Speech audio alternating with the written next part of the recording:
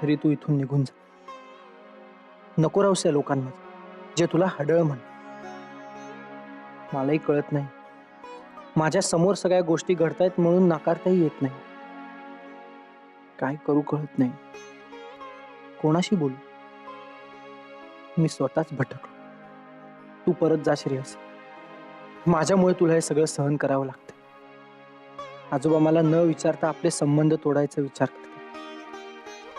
I don't know की ते करून तू काय माझ्या मनातून जाणार आहेस. आपली जुळलेली मनं वेगळी होणार आहे. मला खरंच कळत. आज कधी नव्हे ते दादा सुद्धा तुझ्यावर वैतागला. मी खूप एकटा पडलो. तूही एकटी आहेस, कळतंय मला. पण मी तरी काय करू. मला खरंच कळत नाहीये मी काय.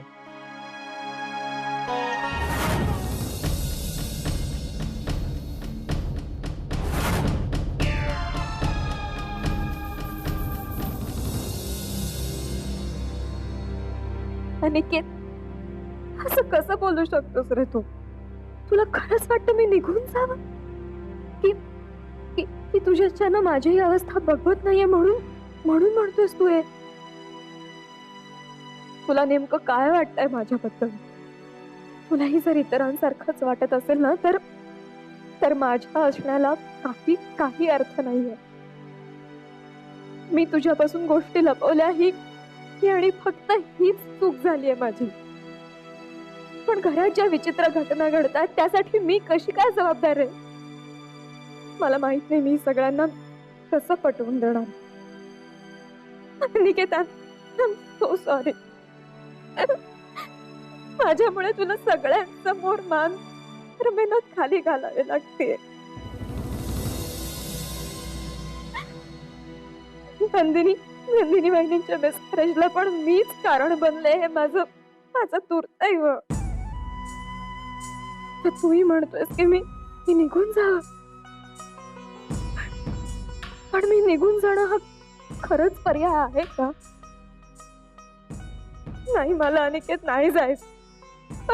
मला तुला सोडून कुठेही नाही जायचंय रे. नाही जायचंय.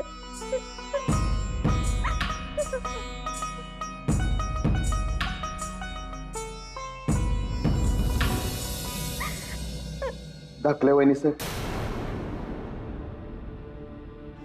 रडतायसा? यात तुमची काय चूक होती हो? तुम्ही स्वतःला जबाबदार नका समजू. दादू, खरंच तुला असं वाटतं का रे की जे काय घडतंय त्यात माझी चूक नाहीये? होय धाकल्या वहिनी सर. दादू, तुझे किती आभार मानू. म्हणजे जे घरात एक तरी अशी व्यक्ती आहे जिला असं वाटतंय की जे काय घडतंय त्यात माझी चूक नाहीये, मी चुकीचे नाहीये म्हणून. थँक्यू. धाकल्या वहिनी सर, जे काय घडतंय ना ते लय वांगाळ घडतंय. मला नाही वाटत यात तुमची काय चूक असेल. जाऊ दे, तुम्ही आराम करा, शांत राहा. तुमची तब्येत बरी नाही ना? औषध घ्या. कुठे आहे औषध सांगा मग. तू जा, मी घेईन नंतर. औषधं नसतीलच तर तुम्ही कुठून घेणार? उद्याच्याला डॉक्टरकडे जाऊन औषधं घेऊन येतो. हा, तुम्ही आराम करा. दगदगले झाले तुम्हाला. तुमच्याबरोबर आणखी काय गंभीर व्हायच्या आत सगळं सुटायला हवं. देवावर विश्वास ठेव, सगळं चांगलं होईल. वहिनी, दादू वहिनी कशा आहेत? त्यांना खूप धक्का बसला असेल ना रे या सगळ्या गोष्टीचा. गोष्टच अशी घडली आहे, त्याला कोण काय करणार? पण निमित्त मीच बनले ना. बाकी काही घडलं असतं ना तरी सहन केलं असतं दादू.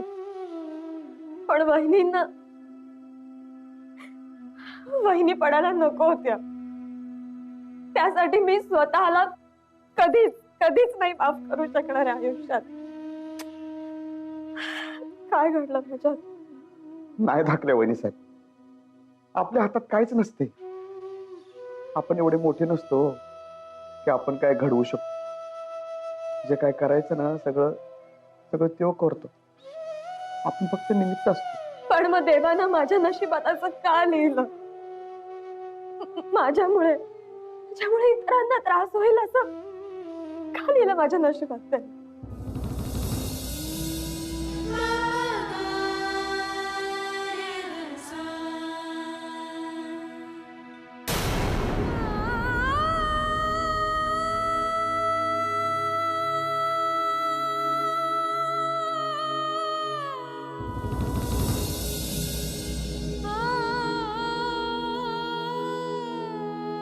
नंदिनी, ती स्वप्न पाहिली होती का आपण आपल्या बाळाची?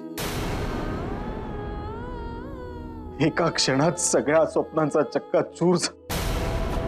ज्या सुखासाठी आपण एवढी वर्ष वाट बघत होतो, त्या सुखाने फक्त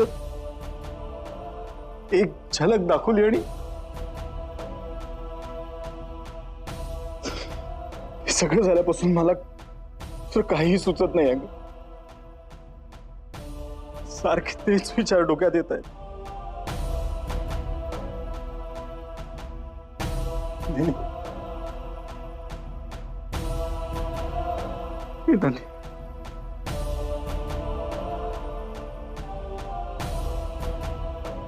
बोल ना ग काहीतरी.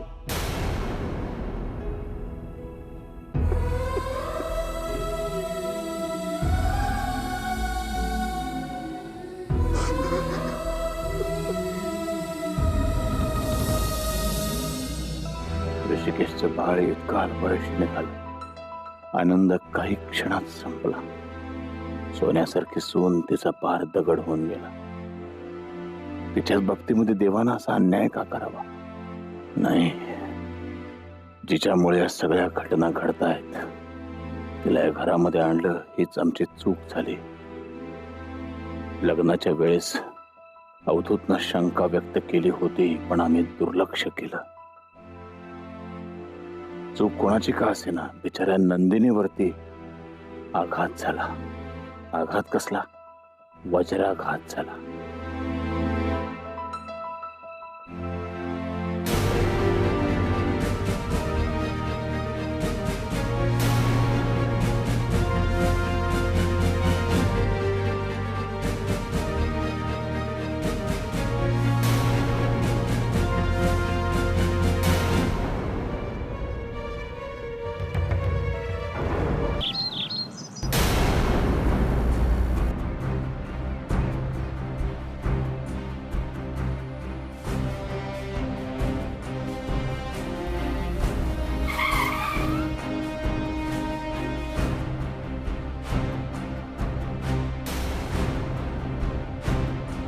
माधवराव,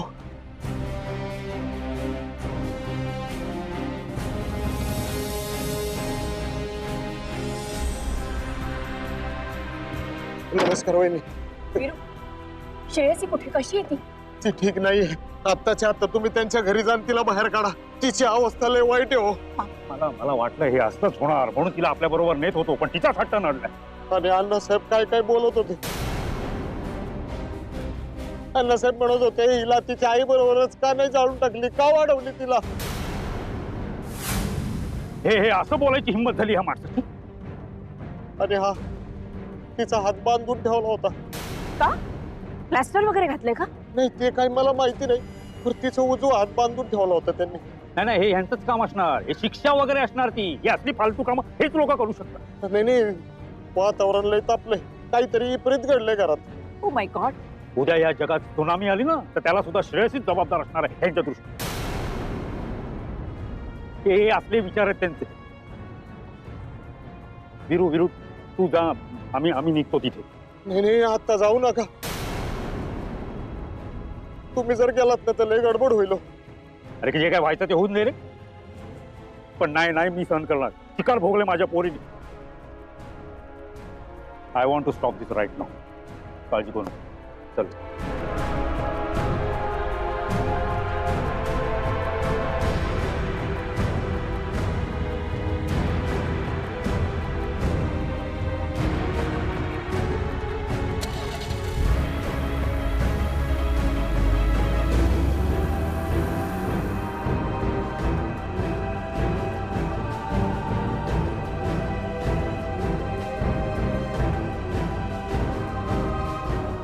धान्याच्या कोठारामधलं सगळं धान्य काढलं पाहिजे.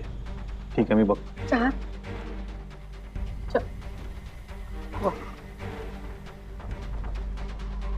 ते गरम आहे.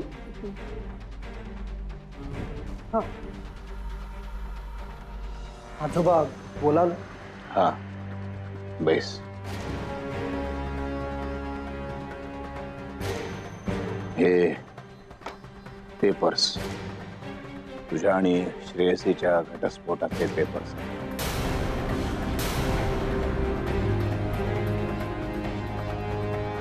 सही कर.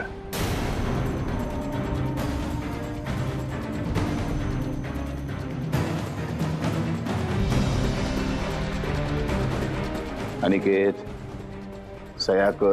आजोबा पण चहा घेतला नाही का असं? सह्या कर. अरे आता आणखीन कसला विचार करतोय? हे बघा निकेत, आता विचार करण्यात काहीही अर्थ नाही. म्हणजे मला कल्पना आहे तुला हे सगळं खूप जड जात असेल, पण आता या नात्याला काहीही अर्थ नाही राहिला. हो, आपणहून कशाला आगीत उडी मारायची म्हणते मी. तिच्यामुळे झालं तेवढं नुकसान पुष्कळ आहे. हाडळीचा नवरा म्हणून काय मिरवायचंय आयुष्यभर? काकू, हडळ वगैरे मला काही माहिती नाही. अरे तिच्यामुळे आपल्याला खूप नुकसान झालंय. उद्या तुला जर काही झालं तर आम्ही काय करणार आहोत? पश्चाताप. दुसरं काहीही करू शकत नाही आपण. अनिकेत, आम्ही सगळे तुझ्या भल्यासाठी सांगतो आहोत. अरे जे काही घडलं ते सगळ्यांसमोर आहे. आम्ही स्वतःच बनवून असं काहीच सांगत नाही आहोत ना. अनिकेत, सही कर. फार विचार करू नकोस. त्या मुलीशी आता आपल्याला कुठलाही संबंध ठेवायचा नाही.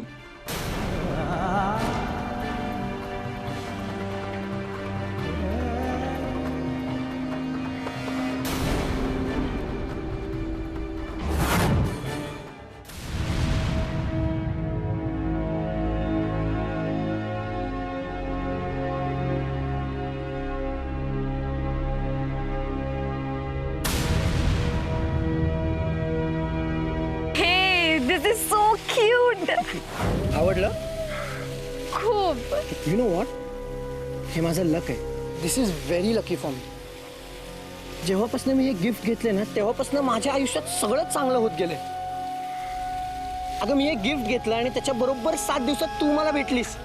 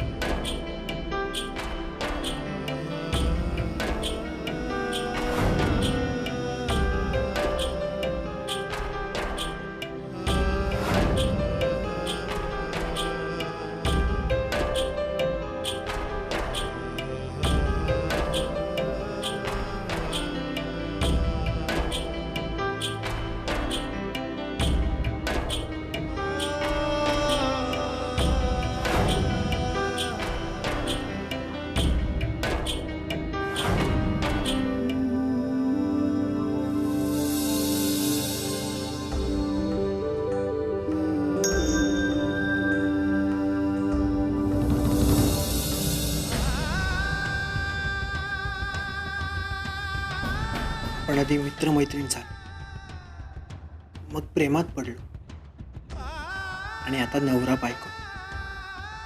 पण आपल्यातली मैत्री कधीच तुटायला नको. त्यामुळे तुला कोणतीही अडचण आली तर मला मित्र समजून सांगायला, आणि मला कोणतीही अडचण आली तर मी तुला मैत्रीण समजूनच सांगणार.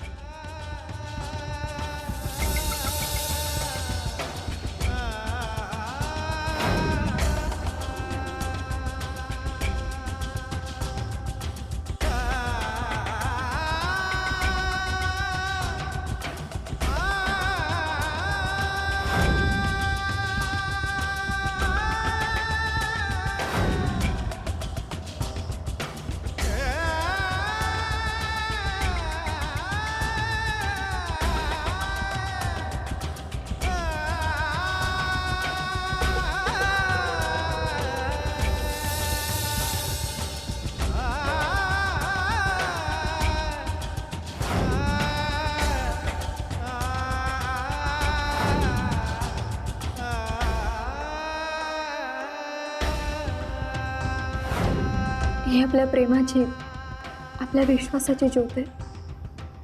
तिला कधीच विझू नाही द्यायचं. कधीच विसरू नाही देणार. तुझ्याबरोबर नेहमी राहीन.